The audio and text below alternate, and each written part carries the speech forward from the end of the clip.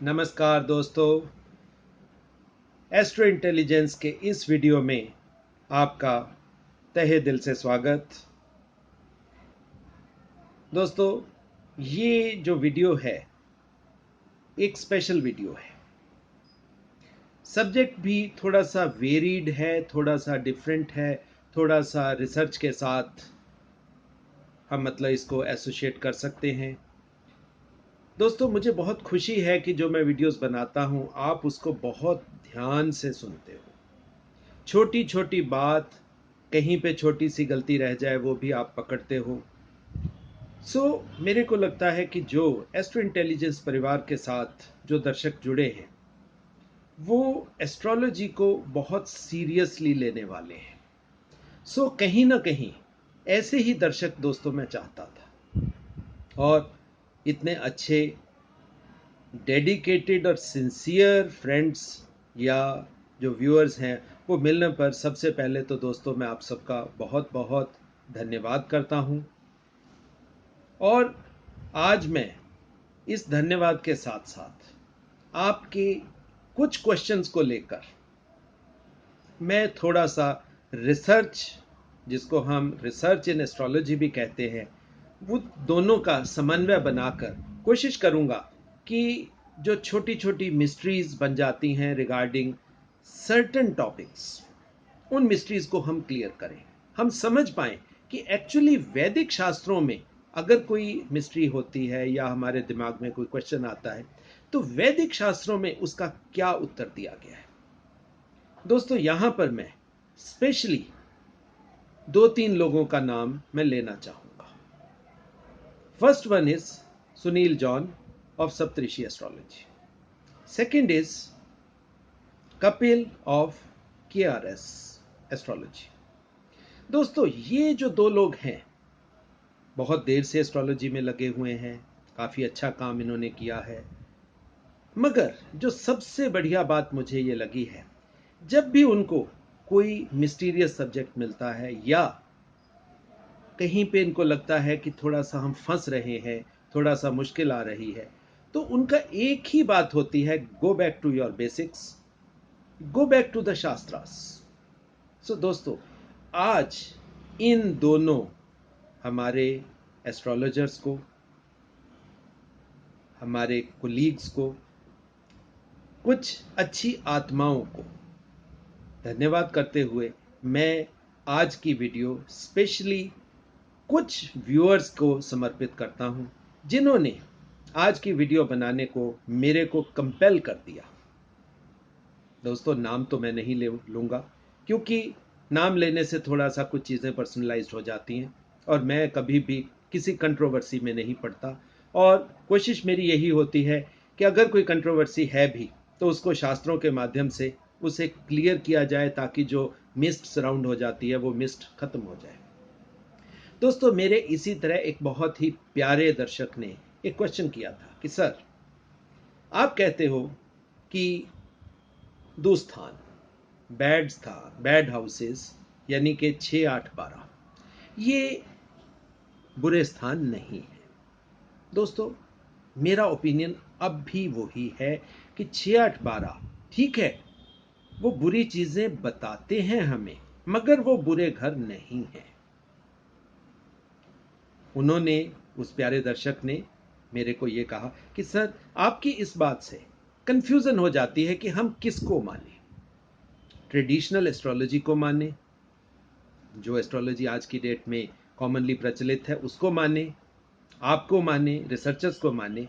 मेरे मन में भी एक ख्याल आया कि क्यों ना ये जो छोटी छोटी मिस्ट्रीज आ जाती हैं, छोटे छोटे क्वेश्चंस आ जाते हैं दिमाग में, वो क्लियर नॉर्मली होते नहीं हैं और वो इसी तरह चलते जाते हैं। हाँ, हम अपने फैक्ट्स के ऊपर, अपने फंडामेंटल्स के ऊपर अपने आप को बेस करके एस्ट्रोलॉजी में आगे चल जाते हैं, मगर वो प्रश्न, वो क्वेश्चंस, वो मिस्ट्रीज लाइफ लॉन्ग अनआंसर्ड रह जाती हैं। दोस्तों, आज की इस वीडियो के माध्यम से मैं आपको थैंक्स तो करता ही हूं, साथ में आपको एनकरेज करता हूं कि इस टाइप के सीरियस क्वेश्चंस आप पोज करिए। प्रयास करूंगा, कोशिश भी करूंगा कि उन क्वेश्चंस को मैं अनआंसर्ड ना छोड़ूं, उनका उत्तर अपनी विजडम के हिसाब से, अपने सीनियर रिसर्चर्स की विजडम के हिसाब से, या हम जो असली आंसर है, go back to your basics और उन शास्त्रों के माध्यम से हम उत्तरों को खोजने का प्रयास करें। सो दोस्तों, आज की वीडियो पर्टिकुलर एक ही सब्जेक्ट के ऊपर, जो मेरे दोस्त का क्वेश्चन आया था कि सर आप कहते हो कि 6, 8, 12 ये हाउसेस बुरे नहीं हैं। जब सूर्य 12वें घर में होगा तो 12वें घर में, क्योंकि ये मारक स्थान है, उनका यही क्वेश्चन था कि ये मारन स्थान है, इसलिए मारन स्थान में रहकर सूर्य अच्छे रिजल्ट्स कैसे दे सकता है। सो दोस्तों, इसी क्वेश्चन को आज मैं लेकर बात करना चाहूंगा। अब दोस्तों, सबसे पहले तो बेसिक्स पे हम बात करते हैं, और बेसिक्स कौन से हैं?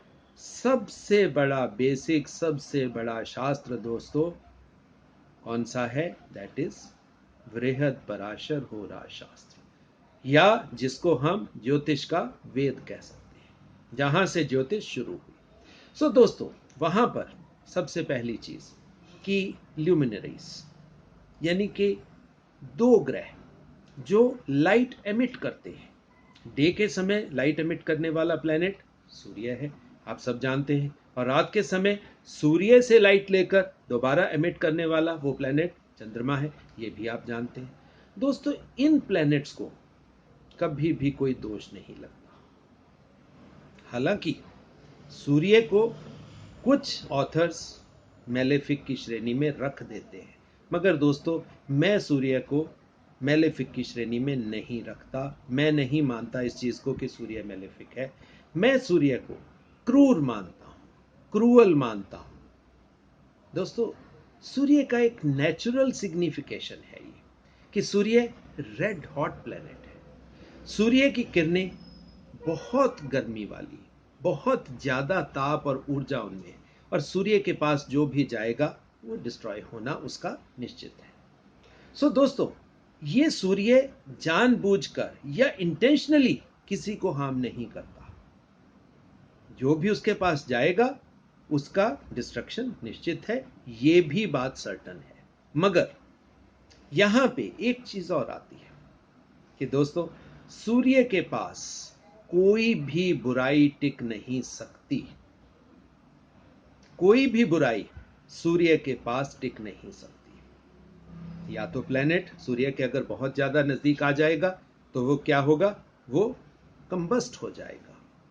दोस्तों, अस्त एक्चुअल में उतना बढ़िया मीनिंग नहीं है। कंबस्ट यानी कि जल जाएगा। जल जाने के बाद अब आप समझ सकते हैं कि उसकी प्रॉपर्टीज वो नहीं रहेंगी जो एक्चुअल में उसकी प्रॉपर्टीज थी। ये जो शब्द हैं दोस्तों, कई बार क्या होता है, लैंग्वेज का हेरफेर, वर्ड्स का हेरफेर हो जाता है और उससे मतलब बदल जाते हैं। बहुत से हमारे वेस्ट के एस्ट्रोलॉजर्स हैं, वो मंत्र का अर्थ इंग्लिश भाषा के हिसाब से निकालने का प्रयास करते हैं, और जहां पे कहीं ना कहीं जो ऋषि कहना चाहते हैं वो मतलब कहीं ना कहीं खो जाता है। सो अगर हम हिंदी को अच्छे ढंग से जानते हैं, संस्कृत को समझते हैं, इंग्लिश भी समझते हैं, तो हम ट्रांसलेशन या जो एक्चुअल में ऋषि कहना चाहते थे उस अर्थ को भी हम समझ सकते हैं। सो दोस्तों, पहली बात कि सूर्य 12वें घर में क्या वो बुरे प्रभाव देगा? दोस्तों, मेरे हिसाब से 6ठा घर, 8वां घर और 12वां घर, जिसको हम बैड हाउस कहते हैं, दुस्थान कहते हैं, दोस्तों ये एक्चुअल में बुरे स्थान नहीं है। अब ये क्यों नहीं है, अब मैं अपना ओपिनियन आपको समझाता हूं। दोस्तों, सबसे पहली बात, परमात्मा द्वारा दी गई कोई चीज, परमात्मा द्वारा क्रिएट की गई कोई चीज दोस्तों बुरी हो ही नहीं सकती। ये तो पहली बात है। अगर ज्योतिष को, हॉरोस्कोप को हम परमात्मा द्वारा या उन ऋषियों द्वारा मानते हैं बनाया गया, तो दोस्तों बुरा तो वहां से कुछ नहीं निकलने वाला। सेकंड चीज जो यहां पर निकल कर आती है, गलती दोस्तों कहां पर होती है कि हम एस्ट्रोलॉजी को सिर्फ और सिर्फ प्रेडिक्टिव साइंस मानने की गलती करते हैं। दोस्तों, ये प्योरली प्रेडिक्टिव साइंस नहीं है। मैं बार बार अपने वीडियोस में आपको यह बात कहता हूं, नो डाउट हम प्रेडिक्शंस निकाल सकते हैं इससे, बट ये प्योरली प्रेडिक्टिव साइंस नहीं है दोस्तों। है ये एक्चुअल में स्पिरिचुअल साइंस, आत्मा का सब्जेक्ट है दोस्तों, आपके अंदर का सब्जेक्ट है। ये बाहर की दुनिया का दोस्तों सब्जेक्ट ही नहीं है, और यहीं से गलती हो जाती है। हालांकि ये बात भी इसमें साथ में सही है कि यत ब्रह्मांडे तत् पिंडे, जो बाहर है उसी का रूप कहीं ना कहीं हमारे अंदर भी है। मगर दोस्तों, एस्ट्रोलॉजी को अगर आपने उसकी रियल डेप्थ में समझना है तो आपको अपने अंदर उतरना होगा, तब आप एस्ट्रोलॉजी को सही माध्यम से समझ सकोगे। दोस्तों, ये जो प्लैनेट्स हैं ये एक्चुअल में प्लैनेटरी इफेक्ट्स नहीं हैं, ना ही वो प्लैनेटरी इफेक्ट्स देते हैं। ये सिर्फ हमें समझाया गया है उन प्लैनेट्स के माध्यम से कि ये स्पेसिफिक ऊर्जाएं हैं। सूर्य की एनर्जी ये रेड हॉट एनर्जी है, चंद्रमा की एनर्जी शांति देने वाली एनर्जी है, अब बुध की एनर्जी आपकी इंटेलिजेंस को बढ़ाने वाली ऊर्जा है, गुरु की ऊर्जा आप में विजडम, आप में नॉलेज देने वाली ऊर्जा है। ये दोस्तों ऊर्जाओं का खेल है। जब तक आप इन प्लैनेट्स के माध्यम से आप ऊर्जाओं को, एनर्जीज को एक्चुअल उसके रियल पर्सपेक्टिव में नहीं समझ पाओगे तो आप कहीं ना कहीं गलती करते रहोगे। आप शास्त्र को पढ़ भी लोगे मगर आप उसको सही दिशा में, सही अर्थों में समझ ही नहीं पाओगे। सो दोस्तों, बात हम कर रहे थे 6-8-12 की, बुरे घरों की, बैड हाउसेस की। दोस्तों, मैं तो इनको बुरा नहीं मानता। अब मैं आपको समझाता हूं कि वो बुरे क्यों नहीं। दोस्तों, काल पुरुष की कुंडली अब आप उठा के देखिए। यहां मैं शुरू करूंगा अपनी उसी थ्योरी के साथ जिस थ्योरी को मैंने वैदिक शास्त्रों से निकालकर ज्योतिष की दुनिया में देने का प्रयास किया है। अब क्या होता क्या है, काल पुरुष की कुंडली में दोस्तों सूर्य की प्लेसमेंट कहां पर है? सूर्य की प्लेसमेंट है दोस्तों 5वें घर, यानी कि सूर्य आपकी आत्मा है। अगर सूर्य आपकी आत्मा है, अगर वो 5वें घर में प्लेस ऋषियों द्वारा हॉरोस्कोप में की गई है तो उसके पीछे रीजनिंग सिर्फ और सिर्फ इतनी है कि वो आपके जन्म का घर है। अगर हम इस बात को निश्चित कर लेते हैं कि 5वां घर आपके जन्म का घर है तो दोस्तों होगा क्या? उसके बाद जो सेकंड हाउस है, छठा घर, छठा घर अब आप कहोगे कि वो दुस्थान है। दोस्तों, अगर जन्म के बाद ही आपको परमात्मा ने दुस्थान में रखना है तो वो आपको जन्म ही क्यों देता? दोस्तों, ये नर्क नहीं है, ये जीवन है। आपको जीवन को समझना होगा। हम इन 3 हाउसेस को नर्क के साथ या बुरी चीजों के साथ एसोसिएट कर देते हैं। मैं छठे घर को दोस्तों क्या मानता हूं, that 6th house is the house of competition. अब वो कंपटीशन किस चीज से है? कंपटीशन है 6th हाउस की सिग्निफिकेशन से, यानी कि सिग्निफिकेशंस कौन सी हैं? रोग, ऋण, शत्रु। यानी कि बच्चा जन्म लेता है तो सबसे पहले कि उसको बीमारियां ना आए। अब हमने बीमारियों से कैसे अपने आप को बचाना है, कैसे बीमारियों से अपने आप को ओवरकम करना है, this is the meaning of 6th house. आपको दुश्मनों के साथ कैसे चलना है, दुश्मनों से कैसे जीत हासिल करनी है, कैसे विक्ट्री लेनी है, ये आपको समझना होगा 6th हाउस की एनर्जी से। सो दोस्तों, जन्म के बाद अगर 6th हाउस एनर्जी आपकी ये आपको बताती है तो आप बताइए कि 6th हाउस बुरा कैसे हुआ। साइमल्टेनियसली अब आप बात करते हैं 8th हाउस की। दोस्तों, 8th हाउस वो तो है ही साधना का घर, साधना का हाउस है, सिद्धि प्राप्ति का हाउस है, ऑकल्ट का हाउस है। सो जिस घर से आपको साधना की बात समझ में आए, आप सिद्धियां प्राप्त करने में सक्षम हो पाए, आप अपनी कुंडलिनी को जागृत करके आप मेटीरियल गेन्स लेने की दिशा में चलना चाहते हो, उन सिद्धियों को लेना चाहते हो, तो आप 8th हाउस में अपनी एनर्जीज को देखिए। आप कहते हो 8th house is the house of sudden gains, unexplained चीजों का।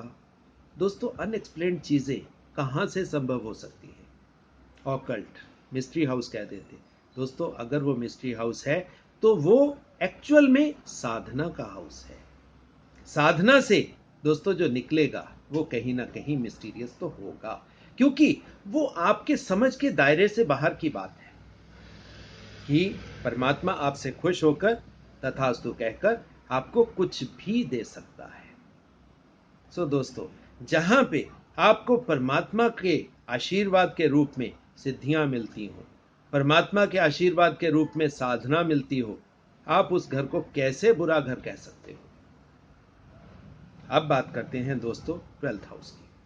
12th हाउस सब कहते हैं बुरा घर है, मौत का घर है। दोस्तों ठीक है, हम मानते हैं कि ये लास्ट हाउस है, ये मोक्ष का घर है। अब दोस्तों मोक्ष सबको तो मिलना नहीं। देखिए अब मैं यहां पर स्माइल करता हूं कि मोक्ष सबको नहीं मिलना। अब 12th हाउस को दोस्तों मैं समझाने का आपको प्रयास करूंगा कि 12th हाउस एक्चुअल में है क्या। दोस्तों सबसे पहले आप 12th हाउस को समझिए। मोक्ष से ऋषि हमें क्या समझाना चाहते हैं? दोस्तों ये तो अब कंफर्म है कि this is the last house of the horoscope. इसके बाद आपकी एनर्जी कहीं नहीं जाने वाली। दैट मीन्स ये हाउस एक्सपेंडिचर का हाउस, व्यय का हाउस। आपकी जितनी भी ऊर्जाएं आपने इस जीवन में इकट्ठी की, अच्छी की बुरी की, वो हमारे आज के डिबेट का सब्जेक्ट ही नहीं है। जितनी भी ऊर्जाएं आपकी इस जीवन में हैं, मटेरियलिस्टिक हैं, स्पिरिचुअलिस्टिक हैं, उनको, उन दोनों ऊर्जाओं को आपको इस हाउस के माध्यम से एक्सपेंड करना होगा, उनका व्यय करना होगा, उनको छोड़ के जाना होगा खर्च करके। अब दोस्तों ये हम समझेंगे कैसे कि कौन सी ऊर्जाएं हैं जिनको हमें एक्सपेंड करना है। सो दोस्तों अब मैं आपको क्लियरली समझाता हूं। 12th हाउस में अब आप देखिए कौन सा प्लेनेट एग्जॉल्टेड है। अब आप एग्जॉल्टेशन में जाइए, चार्ट खोलिए, आपको पता लगेगा 12th हाउस में एग्जॉल्टेड प्लेनेट है वीनस, शुक्र। अब दोस्तों शुक्र की सिग्निफिकेशंस क्या है? शुक्र आपको हर तरह का सुख, हर तरह के प्लेयर्स प्रदान करता है, कंफर्ट्स देता है। शुक्र आपको हर तरह के मनी रिलेटेड, वेल्थ रिलेटेड सब चीजें आपको प्रदान करता है। आपकी हर कामना, हर वासना शुक्र से ही पूरी होती है। पॉजिटिव है, नेगेटिव है, ये हमारे आज के डिबेट का, हमारी डिस्कशन का सब्जेक्ट ही नहीं है। अब दोस्तों टोटल कंफर्ट्स, टोटल प्लेयर्स, आपकी कामनाएं, आपकी वासनाएं एग्जॉल्टेड, हाईएस्ट लेवल पर। उससे दोस्तों क्या समझ में आता है कि हमारे जीवन में हमने जो जो भी कामनाएं हाईएस्ट लेवल की, जो जो वासनाएं हमने हाईएस्ट लेवल की, वो हमें इस हाउस में छोड़ जानी है या उनका भोग कर लेना है, उनको यूज करना या उनका भोग करना। हर तरह की सुख सुविधा का भोग करके हमने अगला रास्ता लेना है। अब वो अगला रास्ता कौन सा है दोस्तों? वो है ही मोक्ष का रास्ता। अब दोस्तों यहां पर कुछ बात मैं थोड़ा सा आपके लिए, थोड़ी सी मिस्ट्री छोड़ूंगा जो बाद में मैं उसको कंप्लीट करूंगा। अब आप वीनस की एग्जॉल्टेशन यहां पे आप समझ गए, और वीनस दोस्तों कहीं ना कहीं आपको द्विस्वभाव देता है, और यहां पर आपको वीनस एक्सॉल्टेड है, यानी कि आपको उस चीज की मैक्सिमम समझ आनी चाहिए कि हमने अब मैं यानी आत्मा और परमात्मा में किसका चुनाव करना है। ये दोस्तों काफी डीप मतलब सब्जेक्ट है। अगर पूरा बहुत डिटेल में समझाने लगेंगे तो टाइम बहुत ज्यादा लगेगा। सिर्फ मैं आपको हिंट पे यहां पे छोड़ दूंगा कि वीनस, शुक्र, ये आपको आत्मा और परमात्मा का पूरा ज्ञान भी यहाँ पर आपको मिलेगा इस हाउस में। अब होगा कैसे, ये संभव कैसे है, ये भी मैं आपको बताता हूं। अब आप देखिए इस हाउस में कौन सा प्लेनेट डेबिलिटेटेड है। दोस्तों डेबिलिटेशन में है मरकुरी, बुध। आपकी इंटेलिजेंस, आपकी बुद्धि, आपके विचार। दोस्तों मेडिटेशन जो लोग करते हैं वो मेरी इस बात को बहुत आसानी से समझ जाएंगे कि जब हम मेडिटेशन में उतरते हैं तो हमें अपने विचारों को छोड़ना ही होता है। अगर हमने मोक्ष प्राप्ति का रास्ता अख्तियार करना है, अपने एनर्जीज को एक्सपेंड, तो देखो एक तरफ से हमने अपनी एनर्जी को एक्सपेंड किया, दूसरी तरफ से अब ऋषि हमें ये बता रहे हैं कि इस हाउस में आपने अपनी टोटल इंटेलिजेंस, टोटल बुद्धि, टोटल विचारों को, डेबिलिटेशन मीन्स उनका भी आपने छोड़ देना है, तभी आप उस रास्ते पर आगे चल सको। अब उसके बाद बात करते हैं दोस्तों कि इस हाउस के कारक कौन, वो है शनि। शनि यहां पर बैठकर हमें क्या देते हैं 12th हाउस में, वो देते हैं हमें नियम, डिसिप्लिन, अनुशासन, और साथ में हमें कर्म भी देते हैं। दोस्तों हमें साधना के क्षेत्र में जाना है तो कर्म तो करना होगा, एफर्ट तो दोस्तों करनी होगी, बिना एफर्ट साधना भी नहीं होती। और शनि यहां पर बैठकर यही चीज हमें समझाता है, और वो हमें बहुत नियमित रूप से करनी है, बहुत रेगुलरिटी से करनी, तभी हम रिजल्ट्स लेने में सक्षम हो पाएंगे। उसके बाद लास्ट 12th हाउस का लॉर्डशिप दोस्तों इसकी कौन सी है, आप जानते हैं 12th हाउस की लॉर्डशिप जुपिटर की है। जुपिटर यहां पे हमें क्या समझाता है कि आपको जीवन में मैक्सिमम विजडम, मैक्सिमम नॉलेज आपने लेनी है, मगर नॉलेज भी आपने इस हाउस में एक्सपेंड करके जानी है। दोस्तों education, crux of the education क्या निकला इन चारों बातों में से, कि हमें बुद्धि, विचार, एजुकेशन, विजडम, इंटेलिजेंस, प्लेयर्स, सुख, सुविधाएं, वासनाएं, कामनाएं, हमें हर चीज का हमें छोड़कर जाना होगा। जब हमें इस धरती को छोड़कर जाना है, परमात्मा के दरबार में अपनी हाजिरी लगवानी है, तो हमें हर तरह की कामना, हर तरह की वासना, हर तरह की ईगो, हर तरह का जो भी हमारी आत्मा के बंधन हैं, उन सभी बंधनों को हमें छोड़कर जाना होगा। दोस्तों अब यहां पर आप बताइए बुरी बात कहां पे आई। मरना दोस्तों बुरा नहीं है, मगर अगर आप अपने जीवन को पूर्ण रूप से जीकर यानी कि अपनी टोटल एनर्जीज का इस्तेमाल करके, उन एनर्जीज को इस्तेमाल करके यानी कि भोग के अगर आप जा रहे हो, जा कैसे रहे हो, मेडिटेशन के माध्यम से अगर आप जा रहे हो, तो दोस्तों तभी आपको मोक्ष मिलना संभव है। दोस्तों ऋषियों ने यही हमें समझाया। ये नहीं है कि 12th हाउस आपको मोक्ष दे देगा, नहीं, मोक्ष आपको कैसे मिलना है। अब 12th हाउस में कौन कौन से प्लैनेट्स पड़े हैं। अगर दोस्तों यहां पे सूर्य की पोजीशन है 12th हाउस में, तो सूर्य हमें यहां पर बैठकर क्या ऋषि हमें समझाते हैं कि आपको अपना ईगो, अपना अहंकार आपको एक्सपेंड करना है, आपको उस अहंकार का, उस ईगो का व्यय कर देना है। अब दोस्तों अब आप देखिए, अगर अहंकार छोड़ने की बात आएगी, यहां पर मैं दोबारा होरा शास्त्र, पराशरी होरा शास्त्र को उद्धृत करना चाहूंगा। दोस्तों सूर्य के साथ आप दोबारा पढ़ें, बैक में जाएं, बृहद पराशर होरा शास्त्र को पढ़ें, आप सूर्य के बारे में पढ़ें। दोस्तों सूर्य को 5वें घर के साथ एसोसिएट किया गया है, यानी कि जहां से जन्म होता है, पुत्र होता है, यानी कि वो आपके बर्थ का हाउस हुआ, और वहां पे सूर्य को किंग तो बोला है, रॉयल स्टेटस तो दिया है, मगर वहां पे हाईएस्ट इनोसेंस भी उन्होंने कही है, यानी कि आप बच्चे की तरह इनोसेंट हो जाओ।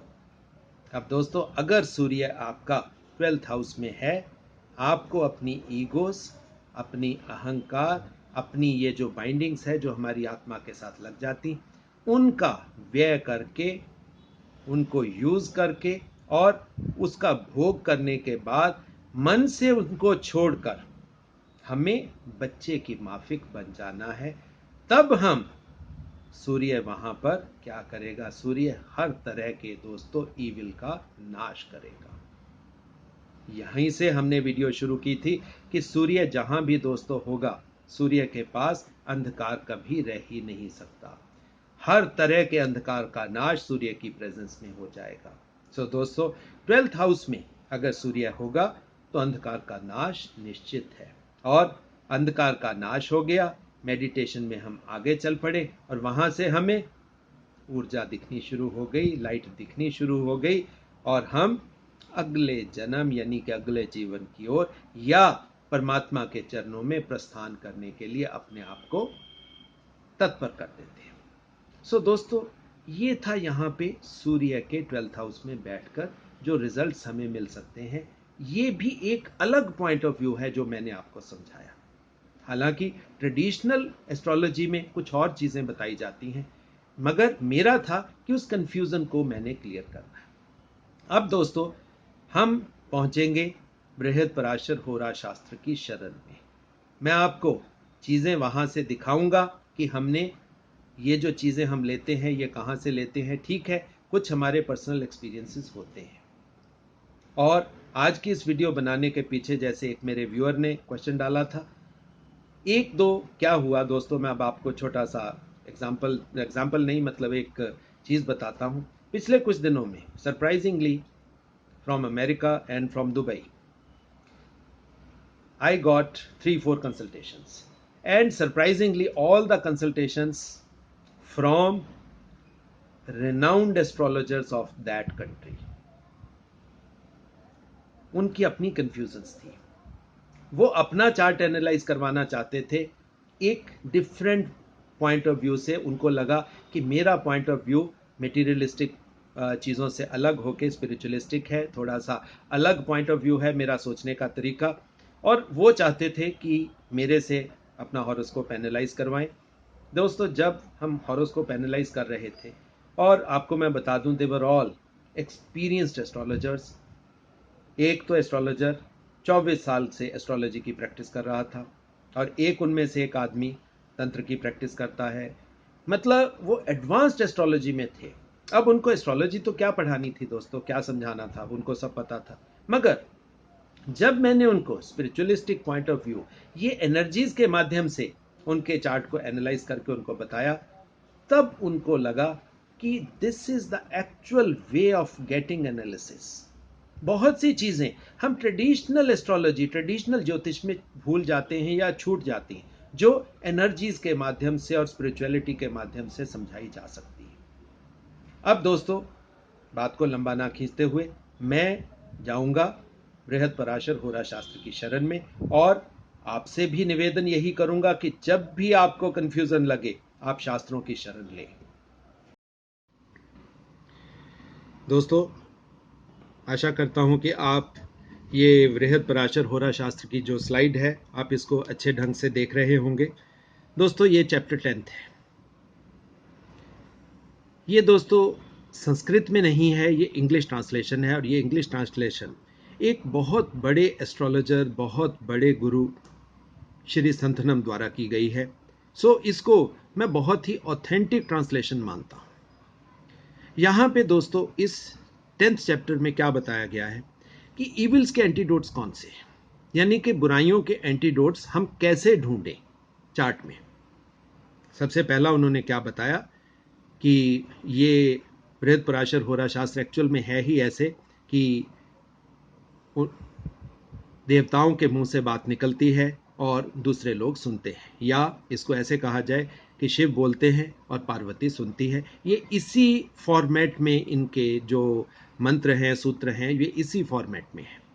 जो सबसे पहला दोस्तों सूत्र है, इसमें क्या कहा गया है कि अगर बुध, गुरु और शुक्र लग्न से एंगल में आ जाएंगे तो सभी इवल्स डिस्ट्रॉय हो जाएंगे, जैसे सूर्य डार्कनेस को एलिमिनेट कर देता है। अब आप यहां पे एक चीज समझिए कि यहां पे ऋषि क्या कहना चाहते हैं।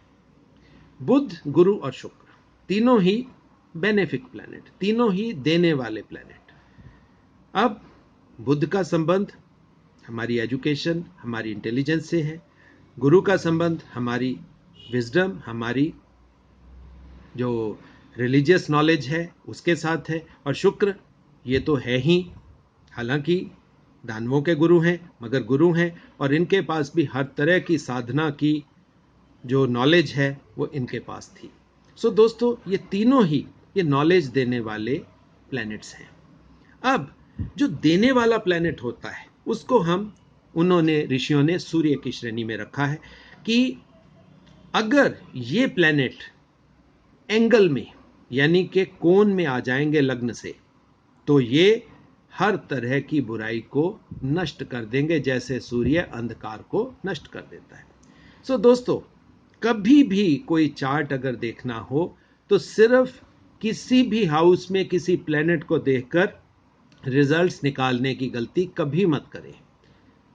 चार्ट को हमेशा टोटलिटी में ही देखा जाता है, और जब लग्न से कोण में बुध, गुरु और शुक्र प्रेजेंट हो तो आप लेकर मानिए कि ऋषियों ने हमें यह समझाया है कि ये हर तरह के इविल्स को डिस्ट्रॉय करने में सक्षम है। इसी तरह just as a single reverential obeisance before Lord Shiva, the trident holder frees one from all sins, a single but strong guru in Lagna will ward off all the evils. अब आप देखिए क्या कह रहे हैं कि परमात्मा या लॉर्ड शिवा के सामने जब हम अपना उनको आराध्य मानते हैं, उनके सामने उनकी पूजा करते हैं, उनके सामने झुकते हैं, जो त्रिमूर्ति के ये जो एक देव हैं, त्रिदेवों में से एक देव हैं, जब भी स्ट्रॉन्ग गुरु, अकेला गुरु, स्ट्रॉन्ग गुरु लग्न में आ जाएगा तो ये हर तरह की बुराइयों को दूर करने में सक्षम होगा। इसी तरह वो ये कहते हैं, लग्न Lord is singly capable of counter acting all evils. लग्न लॉर्ड अकेला ही हर तरह की बुराइयों का नाश करने में सक्षम है। And if he is strongly placed in an angle, just as lord Shiva, the holder of the bow which destroyed the 3 cities built of gold, silver and iron for the demons by Maya। दोस्तों ये 3 cities कौन सी हैं? Gold की बनी हुई, silver की बनी हुई और आयरन की बनी हुई। ये दोस्तों एक्चुअल में राजसिक, तामसिक और सात्विक। गोल्ड सात्विक है, सिल्वर राजसिक है और आयरन तामसिक है। इन तीनों को एक ही तीर से तीनों को डिस्ट्रॉय दोस्तों किया जा सकता है। यहां पर लॉर्ड शिव की स्तुति से या लॉर्ड शिव को एग्जाम्पल बनाकर यह समझाया गया है कि लग्न लॉर्ड अकेला कैपेबल है। जैसे लॉर्ड शिव ने तीनों गुणों को, जब दोस्तों यहां पे ये 3 गुण सात्विक, राजसिक और तामसिक, ये तीनों गुणों का हमें नाश करना है, इन तीनों गुणों को हमें छोड़कर जाना है जब हम परमात्मा के दरबार में पहुंचेंगे। जब भी हमारी मृत्यु होगी हमें हर तरह के बंधन से मुक्त होकर जाना होगा, जिसमें सात्विक भी कई बार बंधन बन जाता है।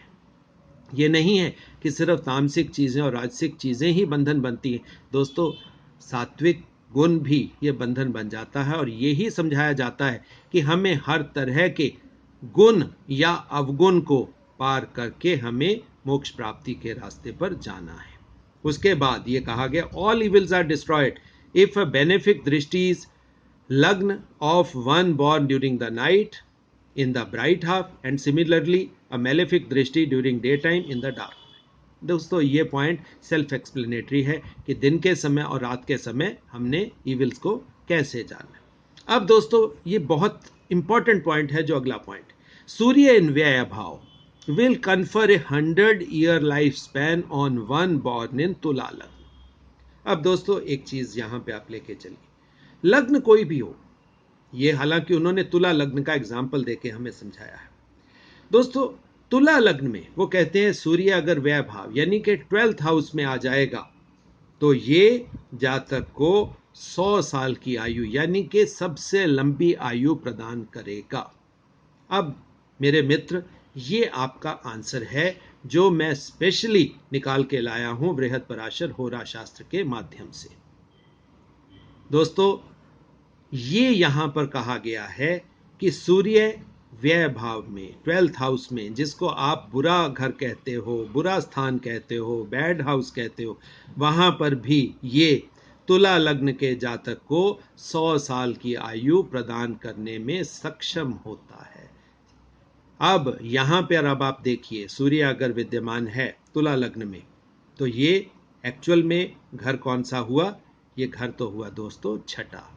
अब आप देखिए छठे घर में एनर्जी है ये 12वें घर की, 12वें घर में छठे घर की एनर्जी है, और दो बुरे घरों में या दो बुरी एनर्जीज के साथ, जिसको हम ट्रेडिशनल एस्ट्रोलॉजी में हम बुरी एनर्जीज या बुरा घर कहते हैं, वहां पर सूर्य की प्रेजेंस आपकी आयु को मैक्सिमम दे रही है। और अगर यहां पर सूर्य मैक्सिमम आयु किसी जातक को देता है तो दोस्तों 12th house is not bad and not always bad.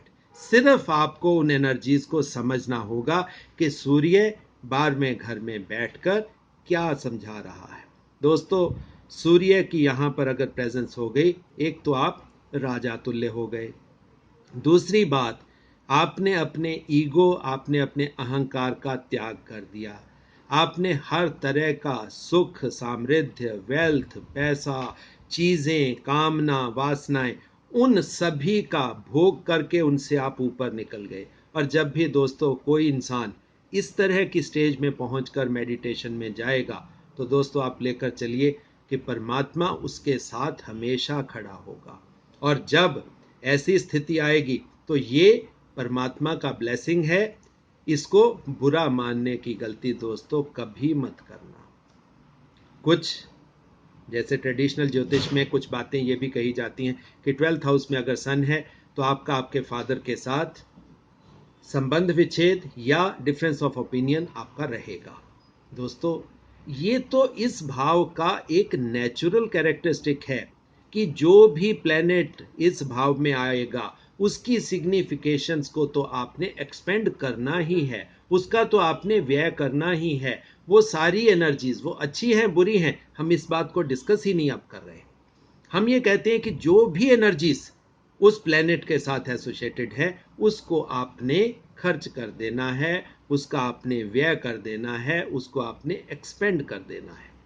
सो दोस्तों जब हमने एनर्जीज को एक्सपेंड ही कर दिया तब वो बुरा रिजल्ट कैसे दे सकती है। ये मेरा एक सिंपल सा क्वेश्चन भी है और सिंपल सा निवेदन भी है। सो दोस्तों कभी भी इस तरीके से कुंडली को एनालाइज मत करें कि एक प्लेनेट एक घर में देखा आपने उसका तुरंत, जैसे नॉर्मली होता है, हमारे बहुत से ट्रेडिशनल एस्ट्रोलॉजर हैं, कुंडली आई 2 मिनट देखा कितने प्लैनेट्स 6, 8, 11 में हैं और कितने प्लैनेट्स 1, 5, 9 में हैं, देखा और तुरंत रिजल्ट बता दिया। दोस्तों ऐसे प्लीज कभी मत करना। अच्छे ढंग से एक एक प्लैनेटरी एनर्जी को एनालाइज करो।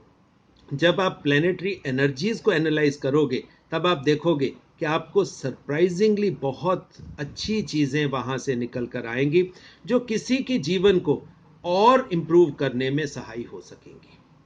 सो दोस्तों आशा करता हूं ये वीडियो आपको पसंद आई होगी। कुछ एस्ट्रोलॉजी की mysteries regarding 12th house, 8th house and 6th house and specially sun in 12th house, ये आपकी कुछ क्लियर हुई होंगी।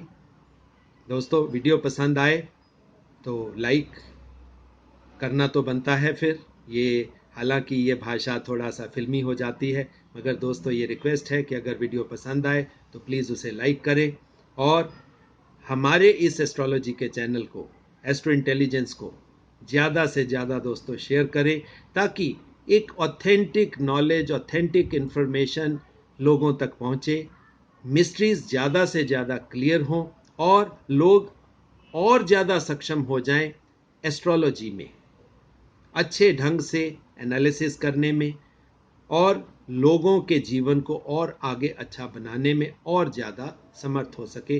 सो दोस्तों, इसी के साथ मैं धन्यवाद देता हुआ अपनी वाणी को विराम देता हूँ और आप सबको प्रणाम।